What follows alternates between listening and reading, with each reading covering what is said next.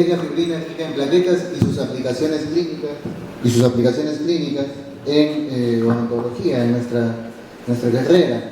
Hoy día estamos aquí debido al inventor del PRF, que es la persona que lo tienen en pantalla, que es el doctor Joseph Chocrum, de Francia. Él hace unos años, aproximadamente 2, vino aquí a la Universidad San Marcos a hablarnos un poco de lo que es la fibrina rica en plaquetas y todas las bondades que tiene el PRF para con nosotros, ¿no? Vamos a conceptualizarlo, vamos a definir qué cosa es la fibrina rica en plaquetas, y esto nos lo manda, este concepto, el doctor Chocrum, el doctor Simon Pieri, el Journal de Medicina de Patología Oral Radiológica y Endodoncia en el año 2006, y nos dice que es la segunda generación de concentrados plaquetarios para mejorar la cicatrización de las heridas y la inmunidad también. Si nos dicen que es una segunda generación de concentrados es porque hubo una primera, y la primera es bien conocida por todos, que es el plasma rico en plaquetas. También conforme vayamos desarrollando las diapositivas vamos a ver los antecedentes de los concentrados plaquetarios, cuál es la obtención, cómo es que se obtiene el APRF, el IPRF, cuáles son los caminos para obtener la fibrina rica en plaquetas. También nos dice que es un biomaterial autólogo. Si es autólogo, porque es obtenido de la misma sangre del paciente, centrifugado en una centrífuga especial calibrada, y que este biomaterial va a incorporar en su matriz fibrina con leucocitos, no solamente plaquetas, sino también unos factores de crecimiento, linfocitos, monocitos, granulocitos, que nosotros los vamos a ver en una tabla, cuántos de ellos vamos a obtener por mililitro también. Y eso es lo importante de la fibrina rica en plaquetas en realidad, que al ser centrifugados no van a tener aditivos ni anticoagulantes, tal como el PRP, por ejemplo. No es que esté en contra del PRP, yo no uso PRP, pero al tener en el tubo una trombina bovina, que ya no es nutritivo para la sangre, vamos a más bien desnaturalizar esta fracción del procedimiento. ¿Qué factores de crecimiento vamos a obtener en lo que es el PRF?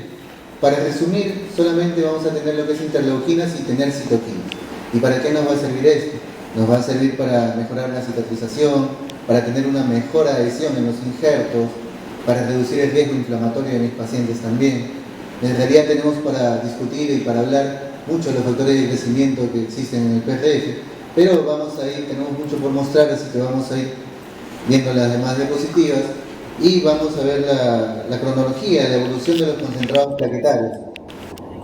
En el año de 1986, el doctor Marx, él habla acerca del plasma rico en plaquetas, bien catalogado hoy en día para lo que es reconocimiento facial, para tejidos blandos más. Pero lo que se buscaba y lo que se busca es regenerar tejidos duros. Es por eso que el doctor Eduardo Anitúa, en España, en el año 1999, él habla acerca del plasma rico en factores de crecimiento. El plasma rico en factores de crecimiento es un líquido que se le puede adicionar a los injertos particulados para tener la posibilidad de acelerar la cicatrización de los tejidos. Entonces, el doctor Chocrum en el año 2000-2001, él elabora lo que es la fibrina rica en plaquetas y lo divide en dos partes: la fibrina rica en plaquetas A o avanzada y la fibrina rica en plaquetas I o inyectada. Y estos dos caminos me va a servir: el primero, que es la avanzada, para tener una matriz donde vamos a incrustar, como bien hablamos al inicio, ¿no?, plaquetas, leucocitos, y me van a servir para proteger a los injertos particulares. Y el PRFI, que es la inyectada, ese líquido, es lo que habla el doctor Eduardo Anitúa, para poder polimerizar, para poder consolidar lo que es los injertos. Y ahora lo vamos a ver también en unos videos para que puedan entender mucho mejor. Pero vamos a hablar también de lo que es las principales ventajas de la fibrina rica en plaquetas. Y una de las ventajas principales es que promueve la reparación acortando los tiempos de espera en estos injertos. Cuando nosotros vamos a imaginarnos que hemos retirado un diente, una premolar inferior, una 3/4, digamos, y no tenemos la posibilidad de colocar un implante debido a que no hay suficiente estabilidad primaria, Entonces lo que vamos a hacer es preservar ese reborde para en una segunda oportunidad, sí quizás colocar el implante, ¿cierto? Entonces, dependiendo de qué injerto use yo, voy a tener un tiempo de espera para poder colocar mi implante. Es decir, si yo los injertos los voy a dividir por su naturaleza en autólogos, que son obtenidos del propio paciente, los voy a dividir en alinjertos, que son obtenidos de un ser humano, ¿no?, que ya murió, y lo pasan al laboratorio el hueso, un proceso de liofilización, y lo voy a poder usar, ¿cierto? Y si es enógeno, es de otra especie, generalmente de un porcino, de un bovino, o quizás de un equino. Y también voy a tener la posibilidad de hacer uso de un injerto del tipo sintético. Entonces yo tengo 4 posibilidades. Habíamos enumerado autólogos, alinjertos, enógenos y sintéticos. Y cada uno de ellos tiene un tiempo de espera para ser usado. Es decir, si yo uso un autólogo, voy a esperar 4 a 6 meses para poder colocar lo que es un implante, luego de preservar ese reborde. Si yo uso un alinjerto, voy a esperar 6 o 8 meses, es un poquito más. Y si yo uso un semi-injerto o un sintético, es 8 o 10 meses. Entonces los tiempos se van agrandando cada vez que yo uso diferente tipo de combinación. Pero si yo estos injertos los combino con lo que es la fibrina rica en plaquetas, si es que lo combinara, voy a cortar el tiempo de espera a la mitad en algunos casos, ¿no? Por ejemplo, si uso un sintético que debo esperar 8 o 10 meses, ya combinado con el PRF voy a esperar la mitad de tiempo, 4 meses, 5 meses como máximo, y ya tengo un hueso consolidado. Y ahí ya voy a poder estabilizar lo que es un implante dental. Otra principal ventaja es que no existe posibilidad de ser rechazado, obviamente porque es obtenido el propio paciente, no hay riesgo de antígeno anticuerpo. Puede quedar expuesto y ser reemplazado por encía, me dicen también, sí. Cuando existe una recesión gingival, llámese una Miller tipo 1, tipo 2, ¿no?, y yo quiero recuperar ese margen gingival que se ha desplazado hacia apical, lo que voy a hacer es reposicionar el colgajo, pero mediante un injerto. Claro, eso sí, un árbol de decisiones y todo por el estilo, pero lo básico es eso, ¿no? Yo quiero recuperar esa recesión a través de una reposición del colgajo más un injerto. Y el injerto podría ser membranas de PRF también. La ventaja de que me mencionan que puede ser reemplazado por encía es que yo al suturarlo y le doy fijación al injerto, y el colgajo al recubrir este injerto se va a convertir en conectivo. Me va a dar un colchón adecuado para poder cubrir esta recesión que se puede presentar en nuestros pacientes. Me dicen que es posible suturarlo en sí el paciente por la rigidez que tienen las membranas de fibrina, y me va a disminuir el riesgo de infección y dolor postoperatorio también. Al tener leucocitos, al tener monocitos en su composición, van a actuar a mi favor para poder reducir el dolor postoperatorio en el paciente. ¿Cuándo está indicado usar lo que es la fibrina rica en plaquetas? Cuando yo tenga un hueso insuficiente en ambos sentidos, tanto en sentido horizontal como en sentido vertical, yo podría usar PRF combinado con un injerto. También una indicación es en recesiones gingivales, Miller tipo 1 y tipo 2, y para especificar y ser rápidos en esto, ¿cuándo es que yo tengo una recesión gingival del tipo Miller 1 y 2? Es cuando las papilas están intactas, cuando no hay triángulos negros, cuando no hay pérdida de nivel de adherencia clínica, es cuando yo estoy ante una Miller tipo 1 y una Miller tipo 2. Entonces es bien fácil decidir y darle el pronóstico a mis pacientes y decirles, ¿sabes qué? Cuando no hay pérdida de papilas y se presenta una recesión gingival, yo te lo puedo cubrir al 100% usando este tipo de injerto, usando fibrina rica en plaquetas. Para preservar el alveolo, para preservación del reborde alveolar, también se usa lo que es la fibrina rica en plaquetas para efectos periodontales, para lesiones quísticas periapicales.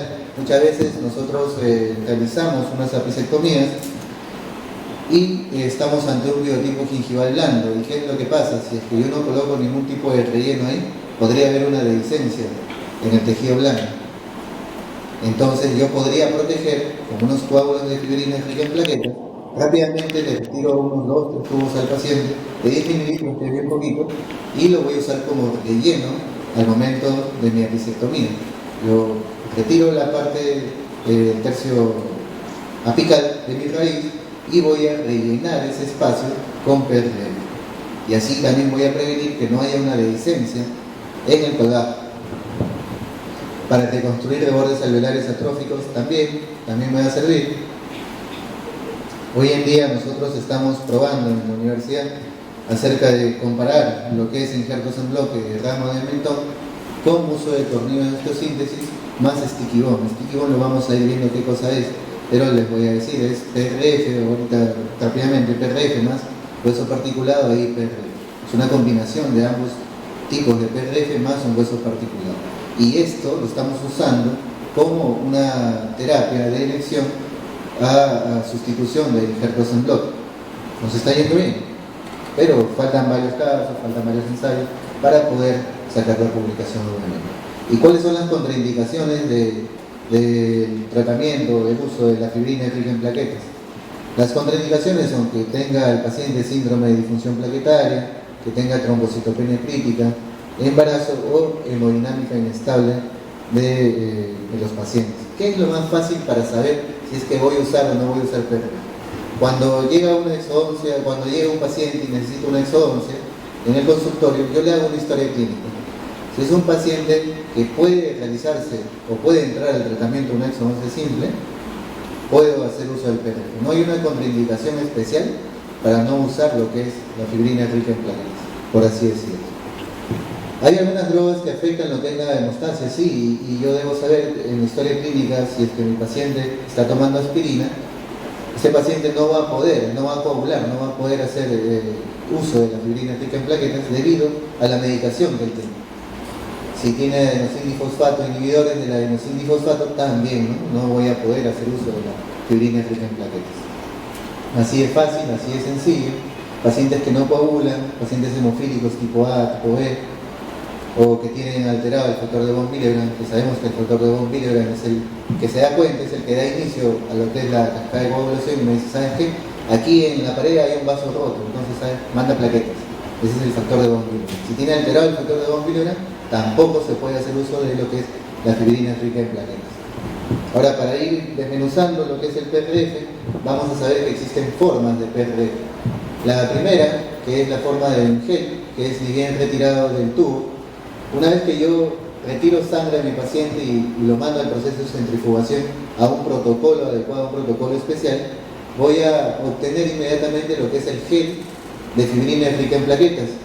Y ya estando en esta situación, en este estado, voy a tener dos caminos: irme hacia el camino de las membranas o irme hacia el camino de los adoquines o coágulos. ¿Para qué me va a servir cada uno? La membrana de fibrina rica en plaquetas me va a servir para periodoncia en lo que es recesiones gingivales y para implantología en lo que es protección de los injertos particulados.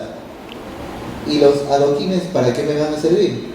Los adoquines me van a servir como relleno, como preservación de reborde alveolar, me va a servir como, si es que yo quiero hacer un injerto de seno maxilar, también puedo poner varios de ellos, varios adoquines, y rellenar lo que es mi seno maxilar.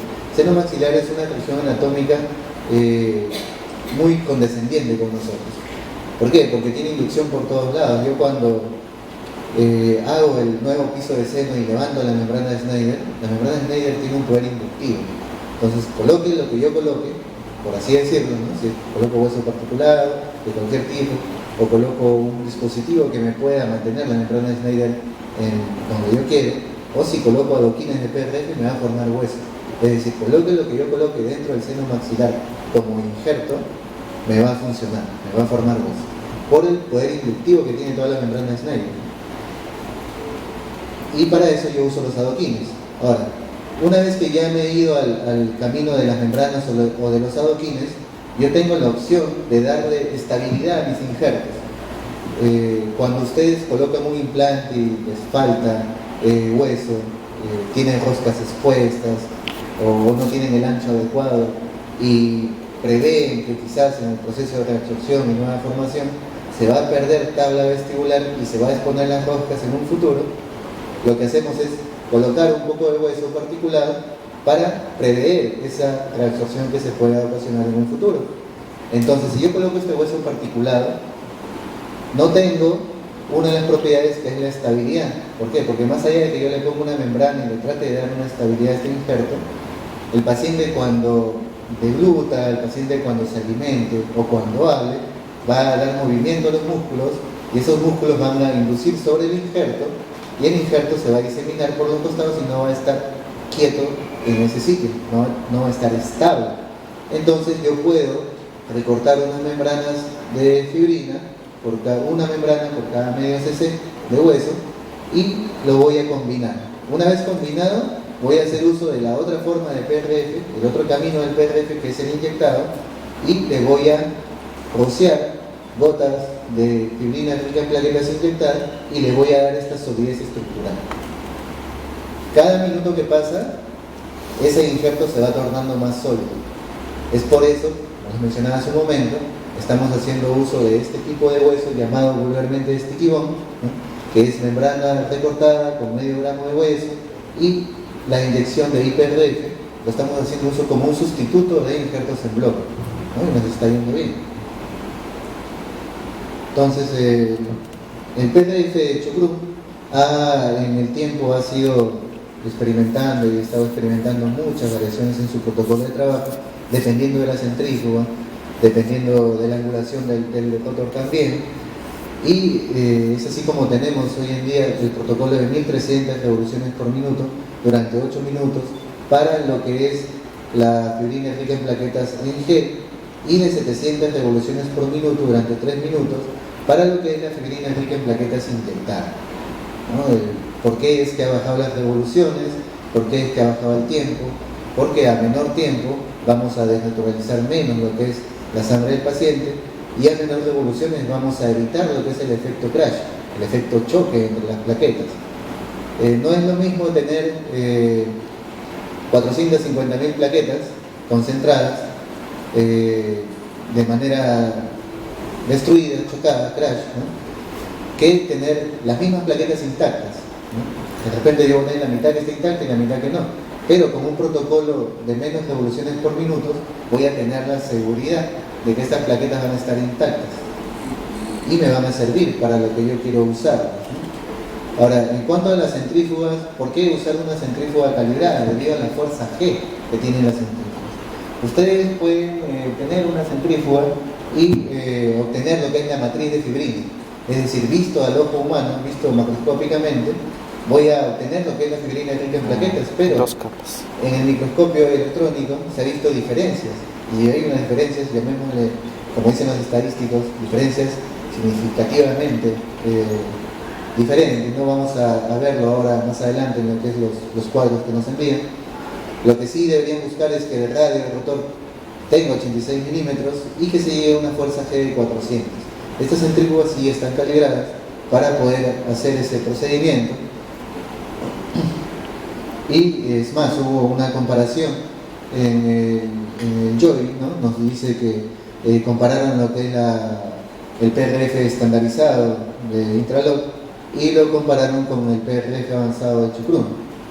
Y nos dicen, ¿no?, miren, ese PRF, el PRF estandarizado es a 2700 revoluciones por minuto durante 12 minutos, y el APRF es obtenido a 1500 revoluciones por minuto durante 14.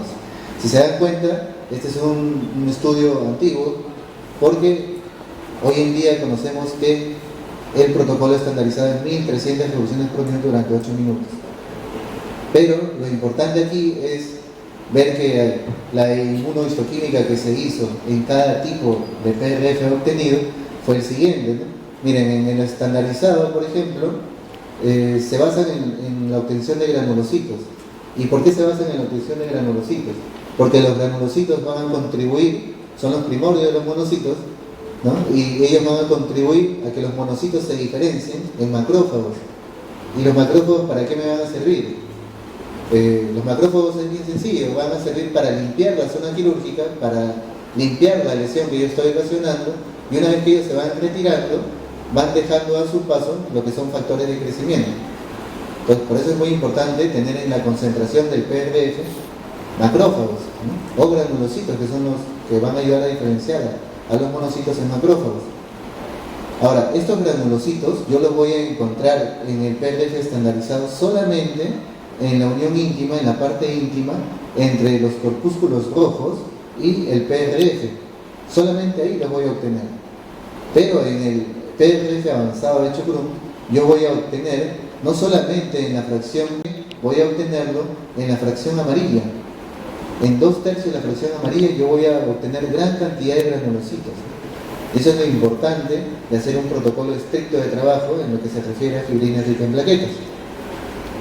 No tener solo la matriz, sino tener inclusive células madres también, y hacen una comparación entre el SPRF y el APRF, y podemos ver en todas las células madres que se obtienen mayor cantidad en lo que es el PRF leucocitario de Chocrum.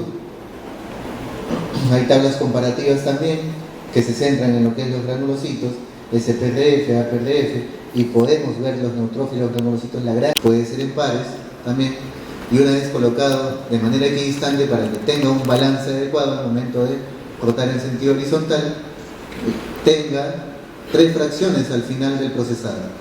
La fracción inferior, que no me va a servir, que son los corpúsculos rojos, y lo que sí voy a usar es la fracción intermedia, que es la fibrina rica en plaquetas en gel, y también voy a usar el PPP, que es el plasma pobre en plaquetas, que también me va a ayudar al momento de integrar mis injertos, de hidratarlos, porque muchas veces hacemos uso de injertos y decimos, ya bueno, está bien, vamos a hidratarlos, ¿no? Sácalo de su botellita, llévalo al vaso de APN estéril y vamos a hidratarlos, porque la idea es que estén hidratados antes de ser usados.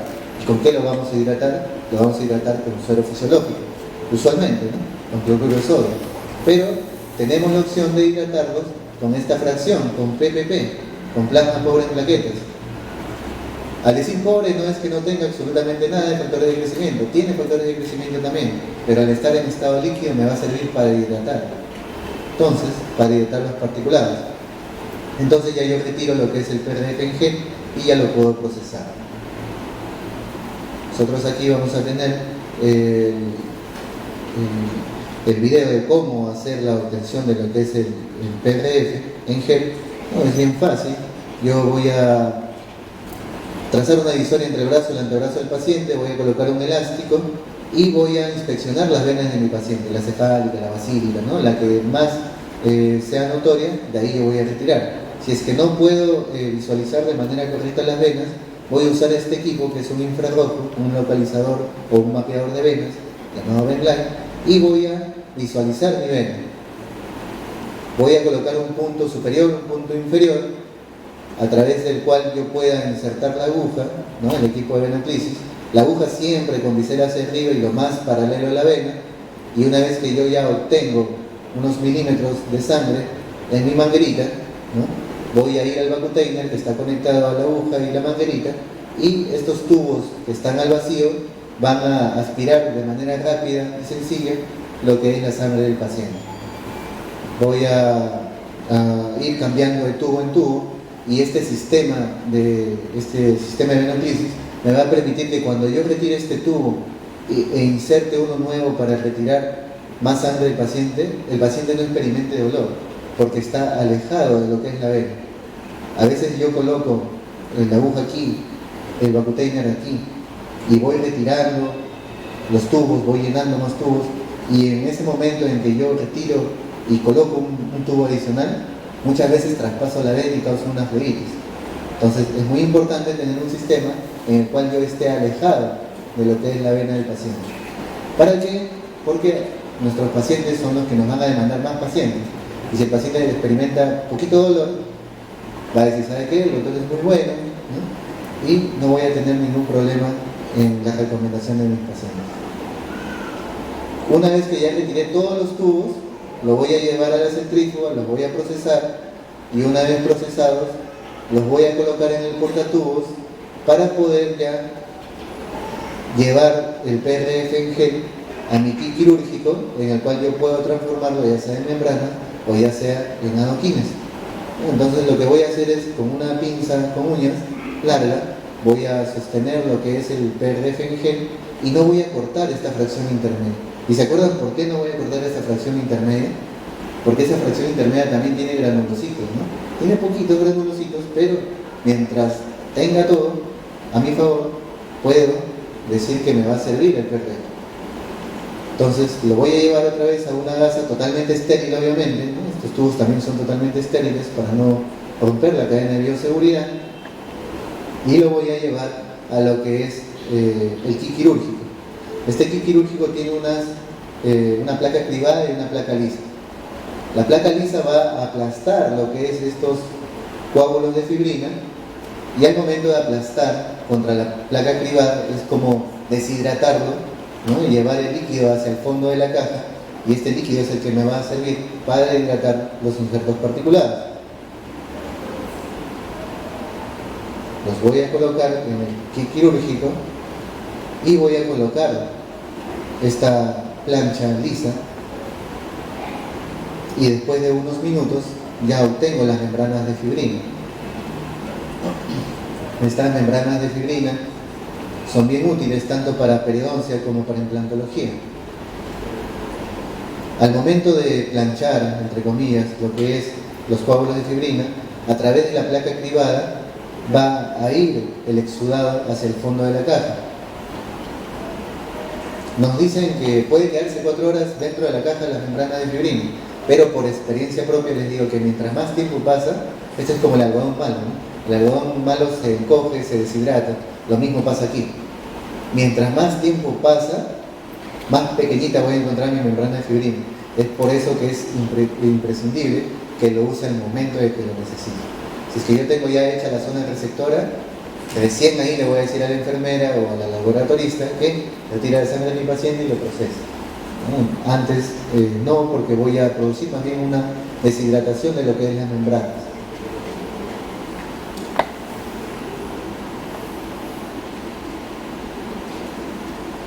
Eso es como se obtiene la fibrina rica en plaquetas avanzada o fibrina rica en plaquetas en matriz, en gel. Y también tenemos el camino de lo que es el IPRF, que es la fibrina rica en plaquetas inyectadas, trabajado a otro protocolo. El protocolo anterior fue 1300 revoluciones por 8 minutos, y este protocolo para obtener fibrina líquida o fibrina polimerizada, como lo conocen los brasileños, ¿no?, es de 700 revoluciones por minuto durante 3 minutos nada más. Una vez que yo centrifugo a este tiempo y a esta velocidad, lo que voy a obtener son 2 fracciones. En el anterior procedimiento tenía 3. Ahora, en el IPRF voy a obtener solo 2 fracciones. Y lo que voy a usar es la fracción superior, que es la que contiene la vitronectina, la fibronectina, que me va a ayudar a enlazar las moléculas del hueso particular y consolidarlo, ¿no?, hacerle un solo bloquecito. Entonces, este IPRF no solamente me va a servir para oncología, sino también lo usan los dermatólogos, los cosmiatras también. ¿Y cómo es que se obtiene? Es el mismo procedimiento. Voy a colocar un elástico en el brazo de mi paciente y voy a retirar los tubos. En este caso sí es un tubo diferente, no solamente por la capacidad del tubo, sino también por el material del que está hecho. Este es un tubo totalmente plástico, no necesito que deslice mucho las plaquetas, necesito concentrar sí lo que es la vitronectina. En cambio, en el tubo anterior es elaborado por vidrio, reforzado con plástico, y voy a tener 2 fracciones, ¿no? La fracción más superior, que es la que voy a retirar con una jeringa de 5 cc para poder usarlo y polimerizar lo que es mis injertos, ¿no? Este IPRF es muy útil también al momento de la activación del implante. Ahora lo vamos a ver a continuación también.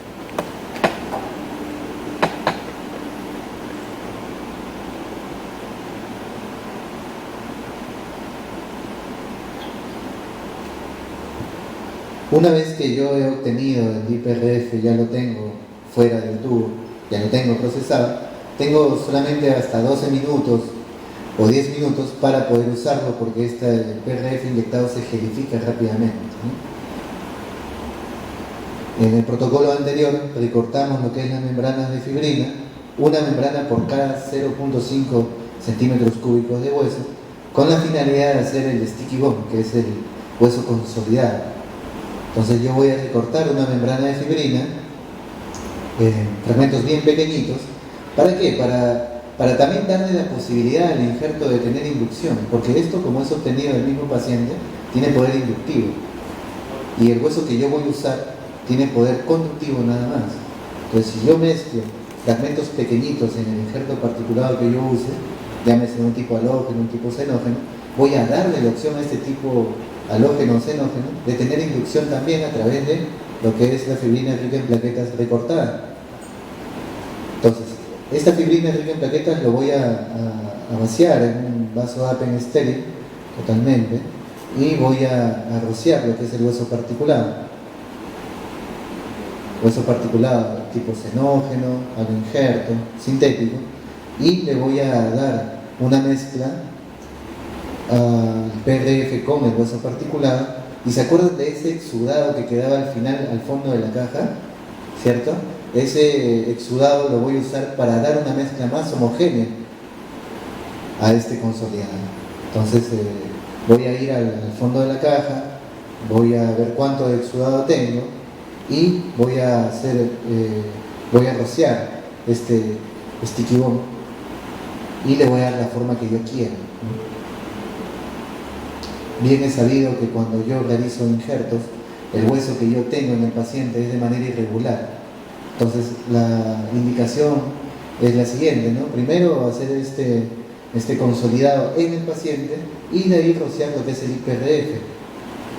¿Por qué? Porque si yo lo roceo fuera de boca, al momento de querer consolidarlo en la zona anatómica irregular, en la zona que yo quiero hacer el injerto, no voy a tener la compactación adecuada.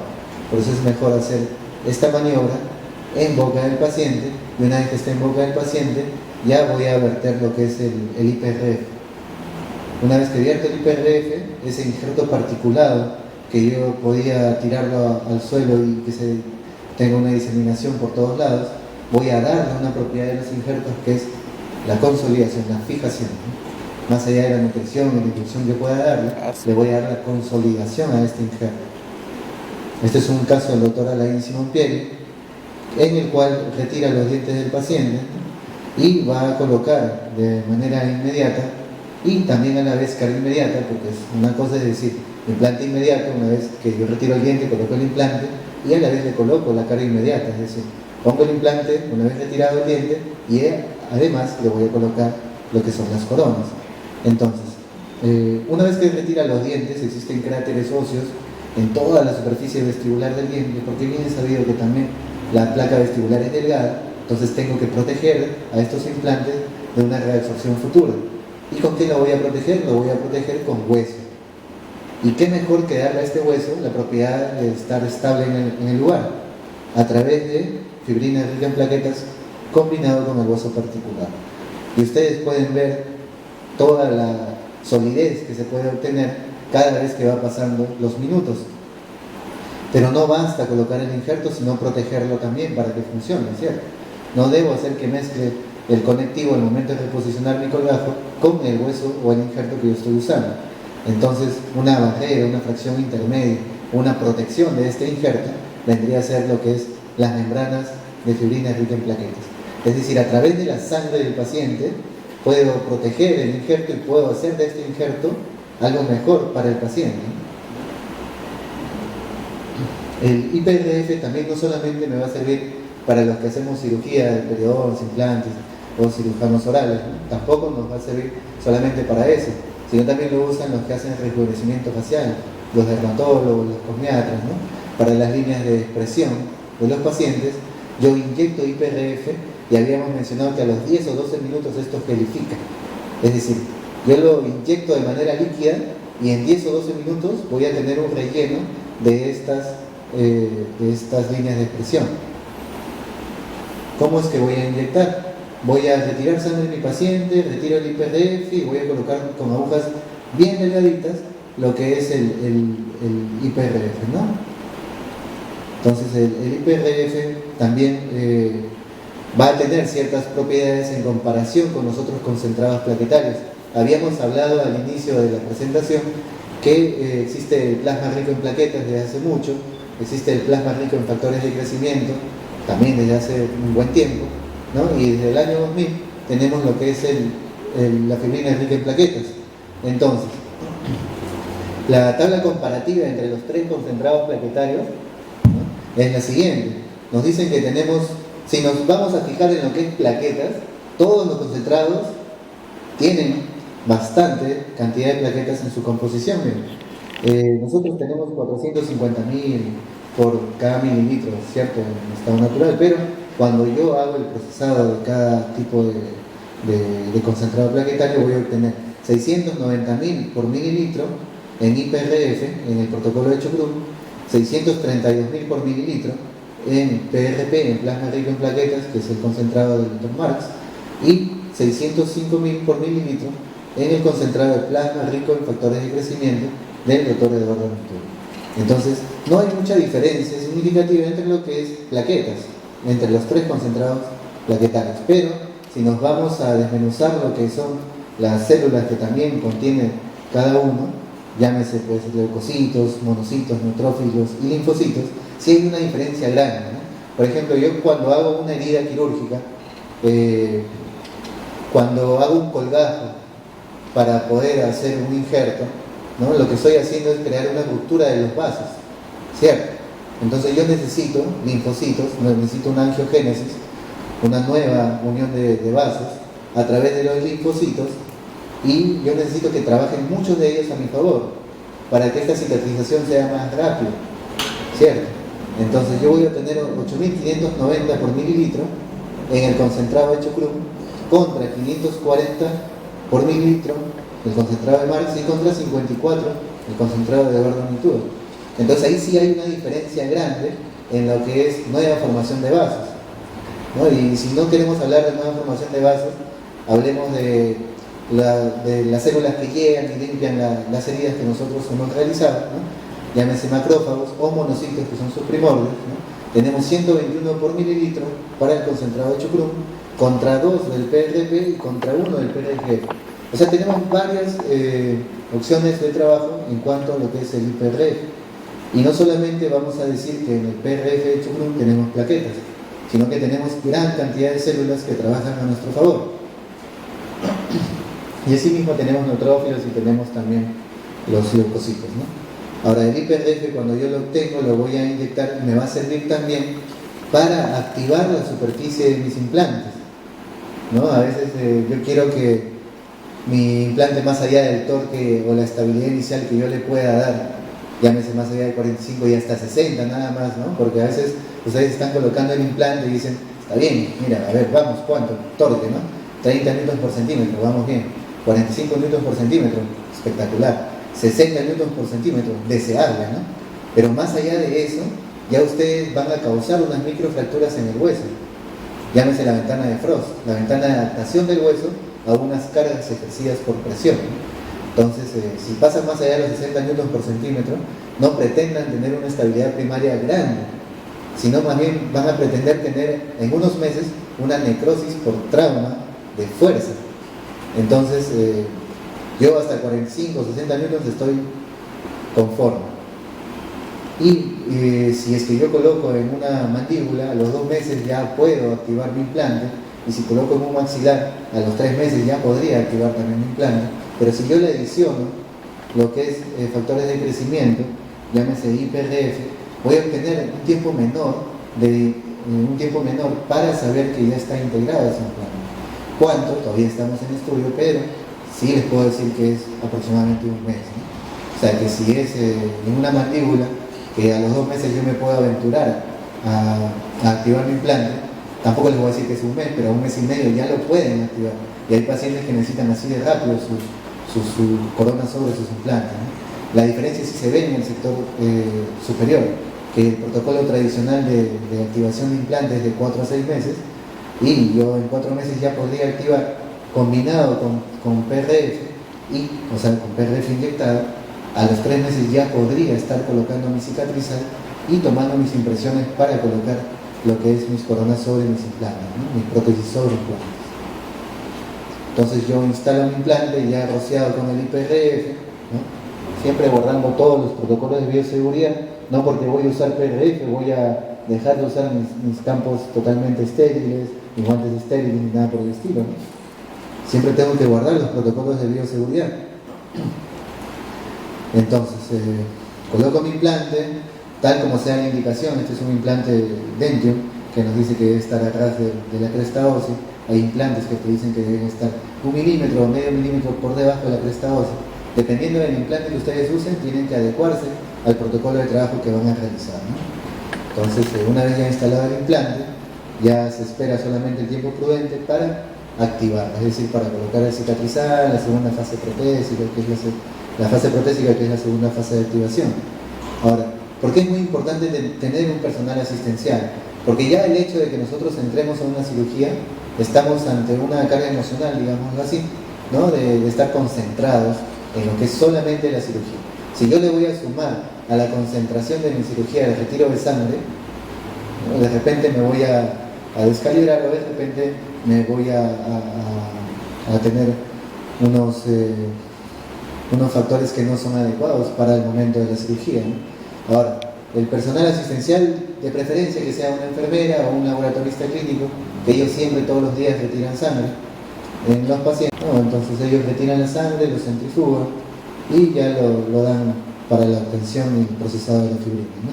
Si es que es un brazo fácil de ver las venas, lo que sí yo debo saber es anatomía un poquito, ¿no? Que es la vena cefálica, la que va por la parte interna del brazo, y la basílica, la que va por la parte externa, y la que une ambos es la mediana cubital. Ahora, ¿cuál es el índice de dónde voy a retirar más sangre, ¿no? Generalmente la que más se ve es la basílica, ¿no? Pero en un brazo así sí se va a ver bien, ¿no? Si es que yo no logro visualizar, o la enfermera o el laboratorista no logra visualizar, porque hay brazos difíciles, existe un mapeador de venas, que es el VenLine, para poder visualizar el recorrido que tienen estas venas y poder llegar a ellas y poder retirar la sangre de manera adecuada. Entonces yo, entre el brazo y el antebrazo, 4 dedos hacia arriba, coloco un elástico, ¿no? Y voy a ver cómo fácilmente se ve la basílica. Es la primerita que salta a la vista, ¿no? Entonces, una vez que yo veo, voy a descontaminar la superficie sí con alcohol, y el alcohol va a cumplir doble función, ¿no? La primera función es descontaminar lo que es la zona que yo voy a punzar, y la otra función es el calor que emite el alcohol, hace también que esta vena aflore, ¿no?, hacia la superficie. Entonces, una vez que ya ha aflorado la superficie de la vena, yo la voy a fijar con un dedo para que esta vena no se mueva, ¿no? Entonces la voy a traccionar hacia la parte inferior y voy a colocar la aguja con el bisel hacia arriba, siempre el bisel hacia arriba, porque si yo coloco el bisel hacia abajo voy a causar voy a traspasar lo que es la vena y podría causar una flebitis, ¿no? Entonces el bisel hacia arriba siempre, acuérdense eso, bisel hacia arriba y lo más paralelo a la vena, ¿no? Si es que no sigo las indicaciones adecuadas, podría causar esto. Esto es ni a los 3 días, esto es a los 7 días, esto es como a los 20 días, ¿no? Es una flebitis causada por la mala función de la aguja, ¿no? El instrumental que yo debo usar debe ser una centrífuga calibrada, ya sea la de Intralog o ya sea la de Chocrum, ¿no? Calibrada, ¿por qué? Acuérdense de las especificaciones técnicas que hablamos hace unos momentos: el radio del rotor, la angulación, la fuerza G que tiene cada una de estas centrífugas, que debe ser 400. Si es que yo no uso la fuerza G de 400, entonces solamente voy a obtener lo que es la matriz, ¿no? No voy a obtener los resultados adecuados. Necesito no solamente las centrífugas, sino también necesito lo que son los tubos rojos, que son de plástico y de manera interna con vidrio, para que la sangre deslice de manera adecuada.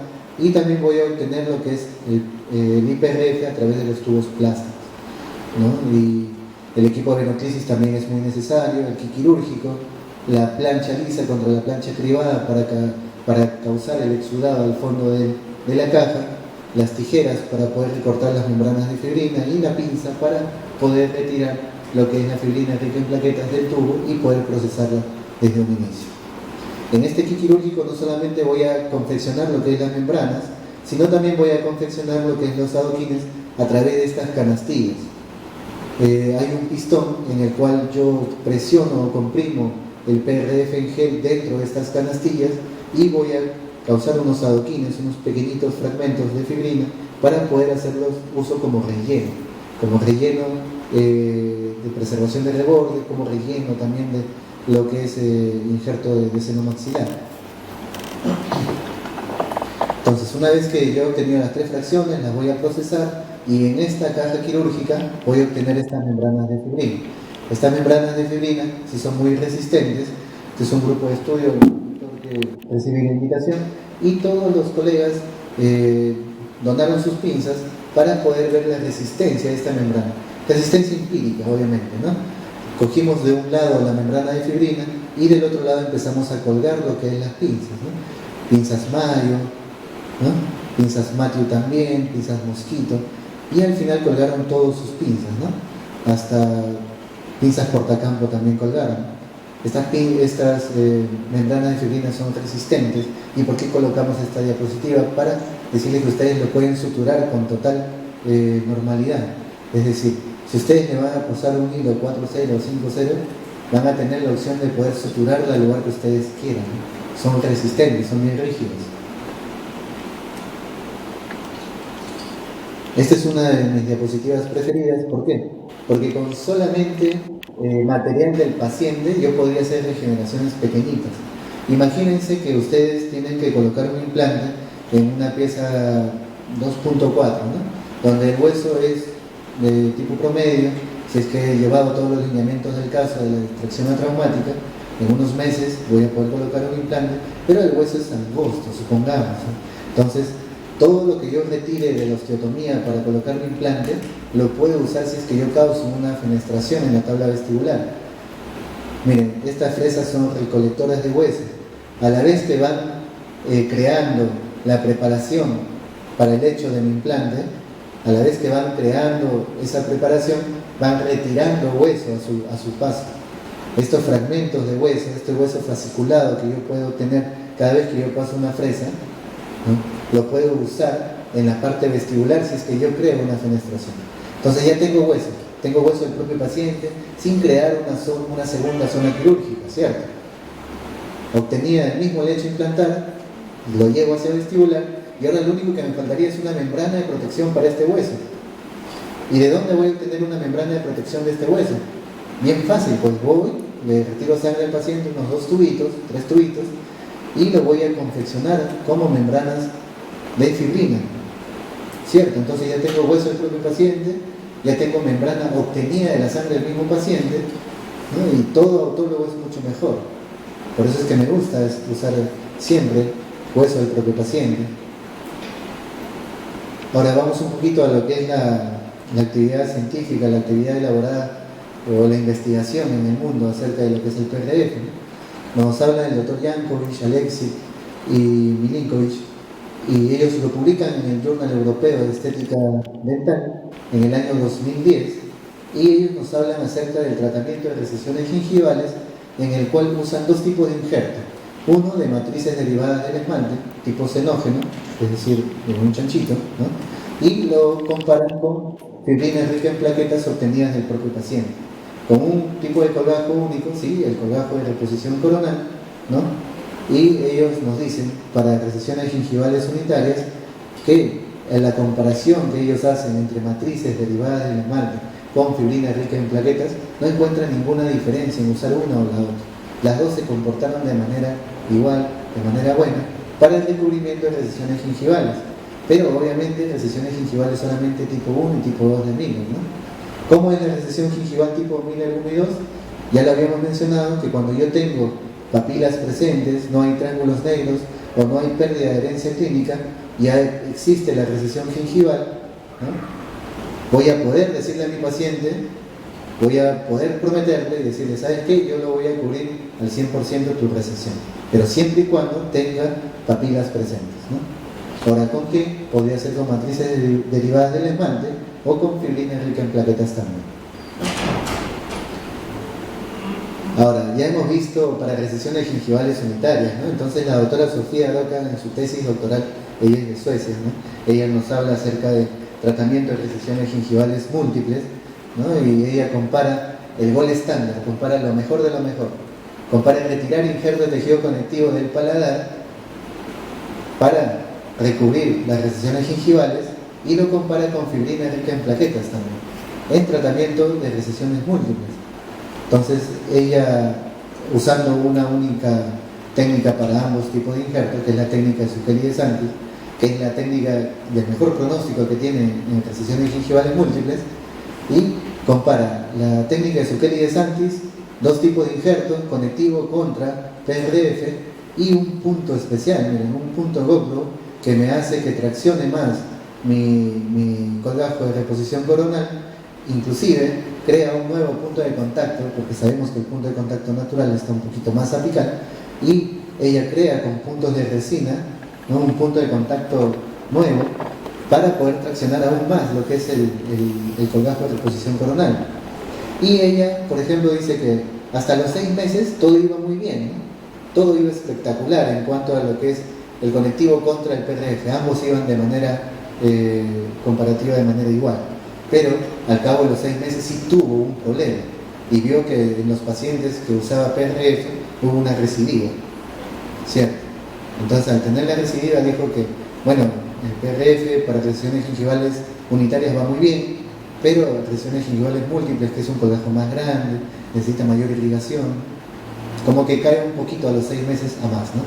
Hay una recidiva de 1-2 milímetros de recesión, ¿no?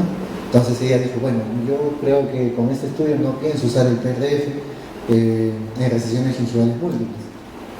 Eso fue en el año 2008, pero el año pasado, en el año 2015, el doctor Mustafa Tunali habla acerca de comparar, hacer el mismo estudio de la doctora Sofía Aroca, porque él había usado el PRF en algunos casos y le había ido muy bien.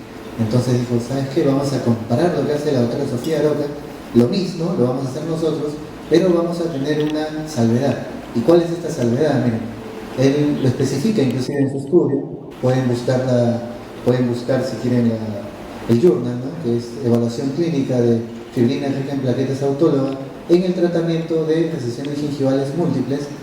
Es un estudio de 12 meses y él lo que habla es lo siguiente.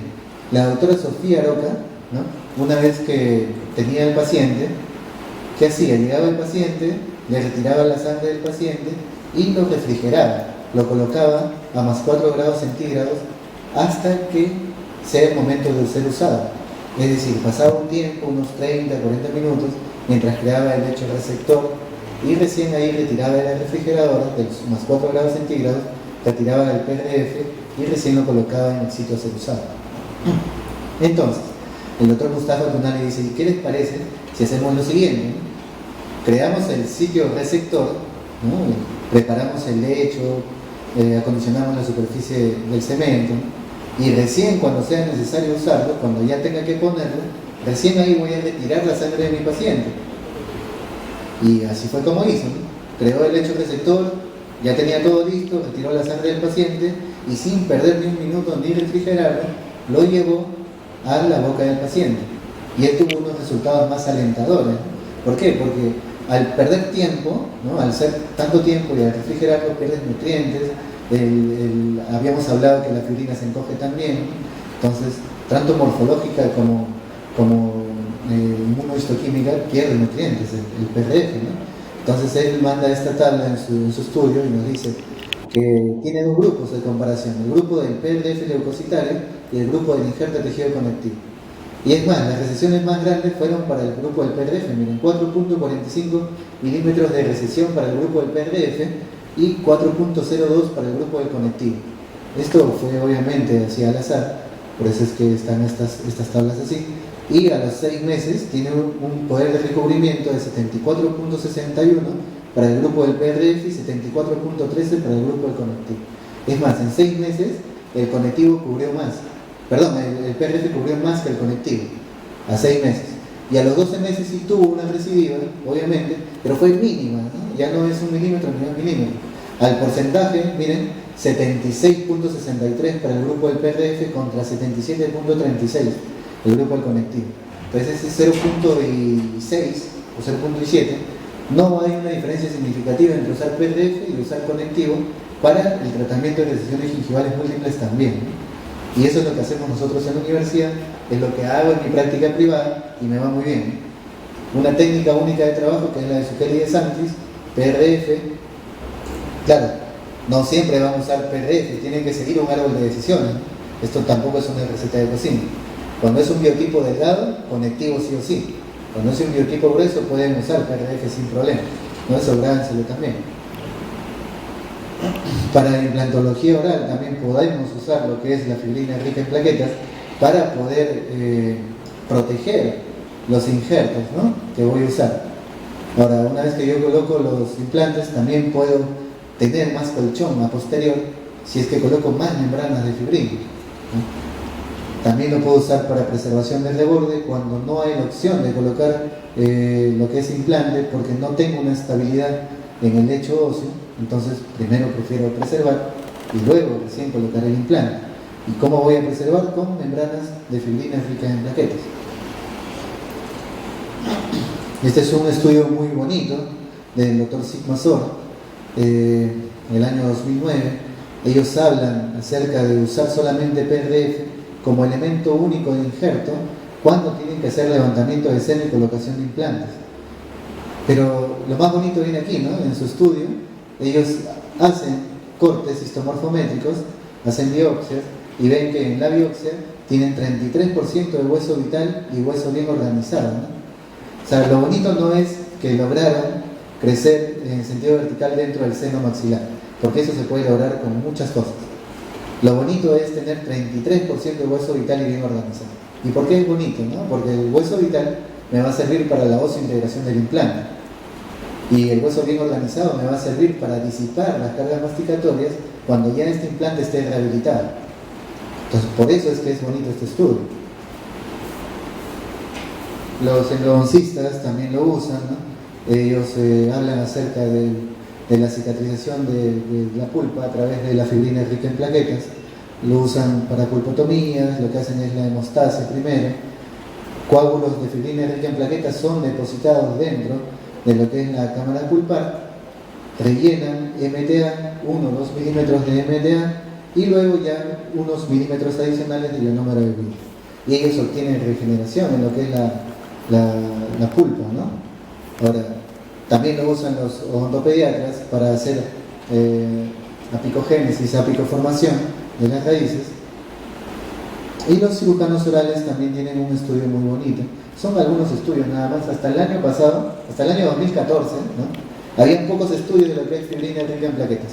Pero todo el año 2015 hay más de 200. Si ustedes van al PubMed y buscan, ¿no?, en revistas indexadas van a encontrar más de 200 artículos acerca de fibrina rica en plaquetas. Y este año se viene muchísimo más, ¿no? Entonces, en lo que es cirugía oral, ellos hablan acerca de complicaciones hemorrágicas, prevenir estas complicaciones hemorrágicas luego de las extracciones dentales, ¿no? Bien es sabido que algunos pacientes que tienen terapia anticoagulante hay que suspender primero lo que es la aspirina, la warfarina y todo, y los medicamentos que puedan ser contraproducentes al momento de la cirugía. Pero ellos decidieron no suspender ningún tipo de medicamento, porque como la fibrina rica en plaquetas causa hemostasis, es un tapón hemostático, es un tapón hematológico natural hemostático, dijeron, mira, ¿sabe qué? Vamos a sacar los dientes y ponemos lo que es el PRF en coágulos y vamos a suturar, vamos a darle una fijación a ese coágulo. Y obtuvieron unos resultados bien alentadores, ¿no? 38 pacientes hemostasia adecuada de 50. ¿Y los otros por qué no hubo hemostasia adecuada? 2 de ellos tuvieron hemorragias controladas a las pocas horas. ¿Por qué? Porque hubo una dehiscencia de la herida, y de los otros 10 pacientes hubo sangrado controlado también a las pocas horas, ¿no? Entonces, hubo un muy buen manejo con PRF en pacientes con complicaciones hemorrágicas. Para cirugía oral, para retiro de cordales, se puede usar como relleno, también menos dolor postoperatorio para el paciente. En lo que es periodoncia, efectos de Furca, también se puede usar, ¿no? Un estudio muy bonito en tibias de conejo en cuanto a efectos óseos, ¿no? Primero pusieron solamente coágulo que forme hueso, pusieron fibrina rica en plaquetas inyectado, y también lo que es el hueso particulado nada más. ¿Cómo se comportó mejor en la preservación de los rebordes? Esto fueron en una tibia de conejo, le crearon a propósito, ¿no?, unos cilindros asemejando lo que son los alvéolos post-extractivos, ¿no?, de 4x6, y le colocaron diferentes tipos de injertos, los que ya había mencionado. ¿Y cuál se comportó mejor? Se comportó mejor el hueso particulado mezclado con fibrina rica en plaquetas. Luego le siguió la fibrina rica en plaquetas, y luego le siguió lo que es hueso solo, y luego le siguió solamente coágulo, ¿no? ¿Cuánto es que se perdió? Cerca de medio milímetro, o sea, es bien poquito lo que se pierde en cresta alveolar en este estudio que ellos tuvieron en conejos. Hay un estudio también en lechones, en minipigs, que algo parecido también obtuvieron de resultado, ¿no? Lesiones apicales, quísticas, ¿no? Retiran, enuclean el quiste, retiran la fracción, realizan la bisectomía, y cuando hay biotipos delgados yo les aconsejo, y es más, cuando hay biotipos gruesos también, tengan un relleno adecuado aquí, y no solamente pretendan que sea el coágulo el quien forme hueso alrededor de esa raíz que está recortada, que ustedes la han recortado por motivos de infección que ha tenido. Entonces yo les aconsejo sí poner unas membranas de fibrina para tener una cicatrización más rápida de esa zona. ¿Qué casos clínicos tenemos? ¿No? Tenemos muchos casos clínicos para proteger los injertos en bloque, y también ya les he mencionado que estos injertos en bloque a veces ya los estamos dejando los tornillos de histosíntesis para crear un espacio entre el hueso basal y la reposición del colgajo. Este tornillo me va a servir como soporte, ¿no? Y voy a colocar ahí el sticky bone, el hueso particulado consolidado a través de fibrina rica en plaquetas. El hueso en bloque también es muy bien usado, pero tenemos que protegerlo, si no cuando hagamos la colocación del implante no vamos a ver hueso ahí. Tenemos que protegerlo con una membrana de colágeno, y mucho mejor si es una membrana de fibrina. Tenemos también el tratamiento como casos clínicos de recesiones gingivales unitarias, fácil, una técnica de Langer y Langer, ¿no? Que es la más conocida, es reposición coronal avanzada, dos verticales, unas horizontales, y reposicionamos el colgajo sin tensión hacia lo que es la recesión gingival. Esto que está aquí yo les recomiendo que traten de no hacerlo, ¿no? Nosotros tenemos experiencia de colocar el injerto de fibrina rica en plaquetas expuesta, ¿no? Más allá de lo que es la recesión, y se nos ha necrosado. Por eso yo solamente no les voy a decir lo que es bueno, sino también lo que nos ha sucedido mal para que ustedes no lo hagan, ¿no? Entonces siempre el injerto tiene que estar cubierto por el colgajo para que funcione. Esta diapositiva es muy bonita para poder decirles que no va a ser tan bien, ¿no? El colgajo siempre tiene que cubrir lo que es el injerto que yo estoy colocando para recubrir mi recesión gingival. Para recesiones gingivales múltiples, ¿no? Técnica de Zucchelli de Santis, recesiones de 4 o 5 milímetros de recesión, aledañas entre ellas, próximas, ¿no? Hago mi colgajo de Zucchelli de Santis. El colgajo de Zucchelli de Santis es el colgajo matemáticamente predecible para que funcione. Si yo tengo una recesión, la más grande de 5 milímetros, yo voy a medir 5 milímetros en lo que es mi recesión, y voy a medir 5 milímetros de papila hacia el borde del diente, 5 milímetros de papila hacia el borde del diente, y a partir de ahí voy a hacer mi incisión hacia el cénit del otro diente. Y así voy a ir midiendo cada una de las recesiones para poder matemáticamente predecir que lo voy a poder recubrir esas recesiones múltiples.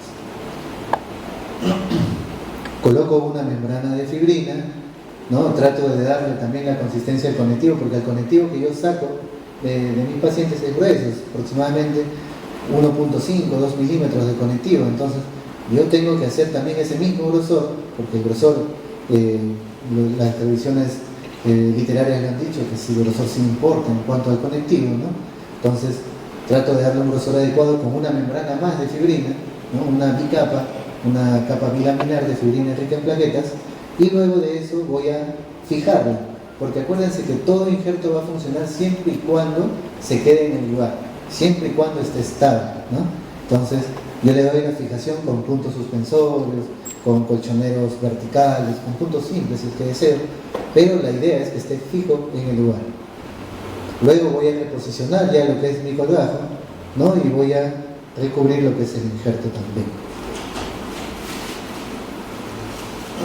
También lo voy a usar al momento de la activación de los implantes en la segunda fase quirúrgica, que es cuando yo coloco el cicatrizal y ya quiero tener unos tejidos blandos adecuados, ¿no? Bien conformados para tener un perfil de emergencia adecuado en zona estética, ¿no? Entonces, ¿qué voy a hacer?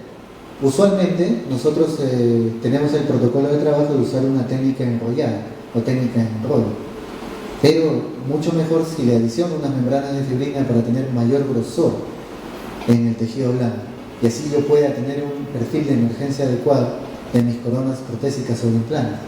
Entonces yo voy a hacer un colgajo aquí ¿no? Retiro sangre de mi paciente, 2, 3 tubitos, voy a obtener los geles de fibrina y los voy a procesar en membranas. Entonces voy a hacer la técnica de rol modificado, descubro mi implante, todo el conectivo de palatino en esa zona lo llevo hacia vestibular, por eso se llama una técnica enrollada, porque lo voy a hacer como un rol, como un jodón enrollado igualito. Lo voy a llevar hacia vestibular, este conectivo que estaba en palatino, y adicional a eso le voy a colocar, le voy a presionar unas membranas de fibrina para tener mayor consolidación en la parte vestibular de mi injerto. Entonces, ahí yo ya voy a tener un perfil de emergencia adecuado a las 2 semanas, ¿no? Siempre acostúmbrense a colocar un healing, un cicatrizal, 2 semanas por lo menos, porque esas 2 semanas son cruciales para que el injerto o el conectivo vaya cicatrizando por debajo, ¿no? Entonces, a veces nosotros colocamos el cicatrizal y a la semana ya estamos tomando impresión. Y cuando colocamos la corona del implante, ¿no? Vamos a tener una recesión en esa zona. En cambio, si yo tengo una adecuada consolidación del injerto aquí, a las 2 semanas o más, y mientras más tiempo pase, mucho mejor. Eso por experiencia les digo. Si pasa un mes, déjenlo un mes. Mucho mejor va a ser. También se usa para regeneración ósea guiada en sentido horizontal. Este es un caso del doctor Zoran Teksić de Croacia, él es profesor en una universidad allá en Croacia, y él nos habla acerca de la regeneración ósea guiada horizontal.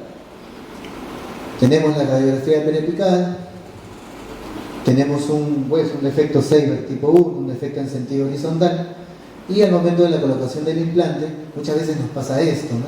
A trasluz, a través del hueso, vemos una sombra, que es la sombra del titanio, es la sombra del implante. Y a veces decimos, bueno, vamos con fe, ¿no? Reposicionamos el colgajo y esperamos que el organismo haga su trabajo, pero no es así. El organismo sí hace su trabajo, pero hace un trabajo de reabsorción, porque vienen los macrófagos y limpian la zona quirúrgica, y al momento de limpiar la zona quirúrgica, muchas veces causan una fenestración de este tejido, porque es delgada la capa que queda de hueso. Entonces no pretendamos que los macrófagos limpien a medias y cuando se van depositen factores de crecimiento, es decir, en el proceso de nueva formación de hueso. No, porque si tenemos una capa delgadita, ¿no? Vamos a ver que cuando los macrófagos llegan se van a comer ese hueso y no va a haber quién cree más hueso. Entonces, aquí lo prudente es hacer un injerto, sí o sí. Entonces el doctor Zoran Teksić también tiene una forma muy particular de crear una zona para el injerto a través de 3 tornillos de osteosíntesis, ¿no? Entonces los tornillos van a hacer que cuando el colgajo descanse sobre la cabeza de los tornillos y no cause una presión excesiva sobre el injerto que él va a colocar aquí.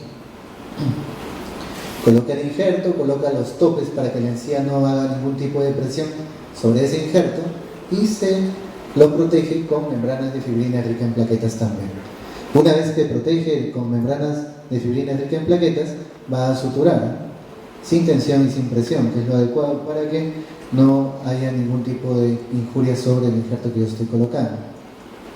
También se usa sobre lo que es preservaciones de bordes alveolares, un defecto de Furca tipo grado 3 y no tengo la estabilidad adecuada para colocar un implante, ¿no?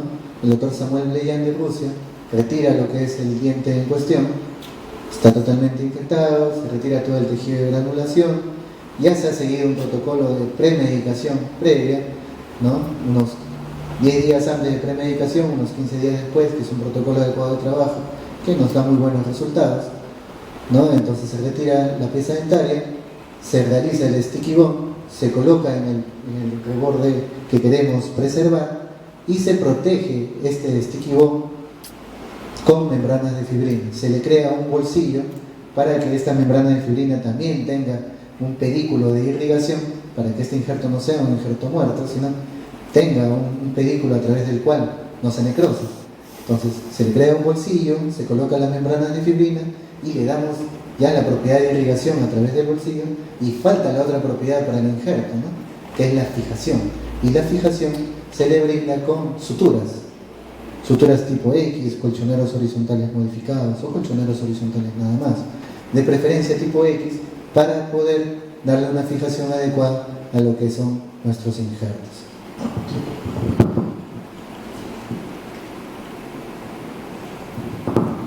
Vamos a ver también un caso con levantamiento de seno, únicamente usando fibrina rica en plaquetas como injerto.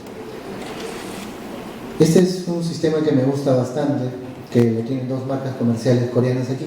Las marcas no las voy a decir, pero ambas tienen lo que es el kit quirúrgico para poder retirar la ventana y poder reposicionarla luego, ¿no? ¿Por qué me gusta esto de retirar la ventana? Porque me elimino la opción de usar una membrana de protección luego para la ventana quirúrgica. Entonces, retiro con una trefina chiquitita lo que es la placa vestibular del injerto, ¿no? Fracturo lo que es la ventana ósea, la retiro y nosotros aquí quisimos instalar el implante, teníamos poca base ósea, entonces no logramos la estabilidad adecuada y decidimos solamente rellenar el seno maxilar, ¿no? Colocamos membranas de fibrina rica en plaquetas dentro del seno, podemos ver la membrana de Schneider ahí al fondo, ¿no? Y reposicionamos lo que es la ventana quirúrgica y suturamos sin tensión y sin presión, ¿no? Ahora vamos a ver un caso de levantamiento del seno con colocación de fibrina rica en plaquetas también. Siempre ahora nuestro protocolo de trabajo es sacarle 6 tubos al paciente, que son 60 mililitros, que es bien poquito en realidad. ¿Por qué es nuestro protocolo de trabajo este? Porque nosotros cuando hacemos levantamiento de seno y queremos rellenar con membranas de fibrina rica en plaquetas, usamos 3 membranas como relleno, 2 membranas para proteger lo que es mi cortical ósea vestibular y una membrana por si acaso. Por si acaso yo cuando esté levantando la membrana de Schneider, esté separándola, causa un desgarro, que muchas veces pasa. Entonces, si es que pasara, tenemos una membrana de fibrina para cubrir lo que es esa ruptura de la membrana de Schneider, ¿no? Es bien fácil, estas membranas son bien bondadosas porque se adhieren a cualquier superficie, ¿no? Entonces nuestro protocolo de trabajo, como decía, son 6 membranas de fibrina, las procesamos, las llevamos a la caja quirúrgica. Una vez que las llevamos, ya tenemos aquí, ese trabajo lo va haciendo la asistenta mientras nosotros vamos haciendo la parte quirúrgica. Entonces, retiramos la fracción vestibular de lo que es el seno maxilar donde vamos a trabajar, fracturamos y lo retiramos, lo llevamos a un vasodapen con cloruro para que no pierda nutrientes, ¿no? Y voy a proceder a levantar lo que es la membrana de Schneider que está intacta, ¿no? Entonces, siempre voy a comenzar por la parte crestal, yéndome hacia las partes distales y mesiales, tirando hacia apical de la zona, porque la idea es levantarlo hacia apical. Entonces empiezo por crestal, me voy hacia las partes mesial, proximales, distal proximales también, y voy a levantar lo que es la membrana de Schneider, ¿no? Pero en este caso nosotros decidimos colocar el implante también, pero hubo un problema. Yo les muestro los problemas también, ¿no? Miren aquí, el problema ¿cuál fue? Que al momento de realizar la ventana quirúrgica estaba muy próxima a la zona crestal, que es la zona que le va a dar estabilidad, que es la zona cortical que le va a dar estabilidad al implante. Entonces, cuando se hizo la preparación del implante, ¿no? Vimos que cuando ya estábamos instalando, se produjo una fractura en lo que es la cresta ósea. Miren, se puede apreciar la fractura, pero funcionó. ¿Por qué? Porque esta es una fractura en tallo verde. Ustedes, no sé, cuando son pequeños o los que tienen hijos van al parque y les gusta coger las flores, ¿no? Y de casualidad, de repente cogen una flor y la fractura. Pero si ustedes van a las semanas, van a ver que esta florcita que fue fracturada, pero fue dejada en su sitio, cicatrizó, ya sea por la savia bruta, la savia laboral, todo el proceso biológico de la planta, ¿no? Pero aquí en biología funciona también.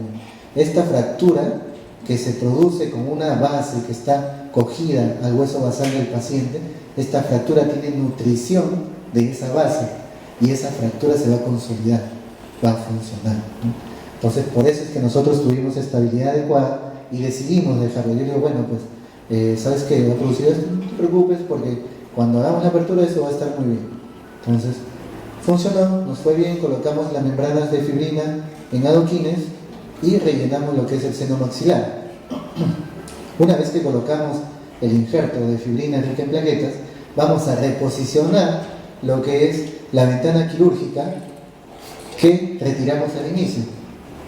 Reposicionamos la ventana quirúrgica y más aún me gusta proteger esta ventana quirúrgica, pero ya no usando membrana de colágeno, sino usando membranas de fibrina. Acuérdense que habíamos sacado 6 tubos, ¿no? 3 para el relleno y 2 o 3 para proteger lo que es esta capa vestibular. Entonces colocamos las membranas de fibrina en posición, protegimos ya lo que es la placa vestibular que nosotros retiramos y suturamos. Siempre un asentamiento pasivo del colgajo nos va a asegurar que este injerto funcione. Otro caso de levantamiento de seno, ya nosotros íbamos aprendiendo un poquito más allá en la universidad, ¿no? Siempre les voy mostrando los casos así pasito a pasito, ¿no? Entonces hacemos un decolado de espesor completo, como es de costumbre, nunca en la parte central del cénix del diente, sino tirado hacia mesial o tirado hacia distal, para no crear una recesión también en el diente, ¿no? Siempre hay que tener en consideración todas las directrices quirúrgicas que debemos tener. Decolado de espesor completo, hacia un lado del diente, sin tocar papilas, ¿no? Decolado de espesor completo, para ver lo que es el hueso basal del paciente en la zona vestibular, donde se va a trabajar. Y ya con la experiencia pasada de tener una ventana quirúrgica más grande, más alejada de la cresta alveolar, lo hicimos, ¿no? Medimos 5 milímetros, ventana quirúrgica, según sea el caso obviamente. Esos 5 milímetros no es de ley, es según sea el caso, ¿no? Entonces la ventana quirúrgica la hicimos más alejada de la cresta del reborde, ¿no? Retiramos la placa vestibular, tenemos la membrana Schneider intacta. Por eso es que me gusta retirar esta placa, porque a veces dicen, ¿sabes qué? Es mejor desgastar, ¿no? Desgastar, poner el relleno en una membrana de colágeno, ¿no? Bueno, entonces si desgastas, hay la posibilidad que desgarres la membrana también, ¿no? Siempre hay la posibilidad de desgarrar la membrana, eso sin duda. Entonces sacamos lo que es la placa vestibular, ¿no? Sacamos la placa vestibular y vamos a comenzar lo que es el decolado de lo que es la membrana de Schneider. La membrana de Schneider, el grosor de esta membrana, va ligada al biotipo gingival del paciente. Si yo tengo un biotipo gingival delgado, tengo una membrana de Schneider delgada. Si tengo un biotipo gingival grueso, la membrana de Schneider, por ende, va a ser gruesa. Y muchas veces cuando tenemos una membrana de Schneider gruesa, ¿no? Nos confiamos y decimos, ¿sabes qué? Vamos a decolar rápidamente, ¿no? Porque queremos acabar la cirugía ya. Entonces, se estuvo decolando, son casos también de la universidad, de la práctica privada y todo eso, ¿no? Entonces, estuvimos decolando lo que es la membrana Schneider, siempre crestal primero, luego vamos yendo hacia apical, por mesial, por distal, y, oh sorpresa, ¿no? Al momento de hacerlo rápido, apurados, ¿no? Por querer hacer veloces el tratamiento, tenemos esto de aquí. Y esto de aquí es un desgarro de la membrana Schneider. ¿Hay maneras de corregir? Sí, pues sí hay maneras, ni se preocupen, ¿no? El doctor Michael Pico nos brinda una clasificación también y nos dice, ¿sabes qué? Si tienes un desgarro pequeño, ¿no? Coloca una membrana, es como forrar una caja de regalo. Forra lo que es el fondo de tu membrana Schneider y coloca unas chinchetas aquí. Es decir, crea una nueva membrana a través de la membrana de colágeno tipo 1. Pero nosotros, como tenemos a la mano la membrana de fibrina rica en plaquetas, decidimos decirle al paciente que inspire, y cuando el paciente inspira, lleva la membrana hacia el fondo y aprovechamos y colocamos la membrana de fibrina rica en plaquetas ahí, cosa que ya sellamos esa perforación que hicimos. Colocamos las brocas para hacer la osteotomía de reborde, ¿no? Y colocamos el implante.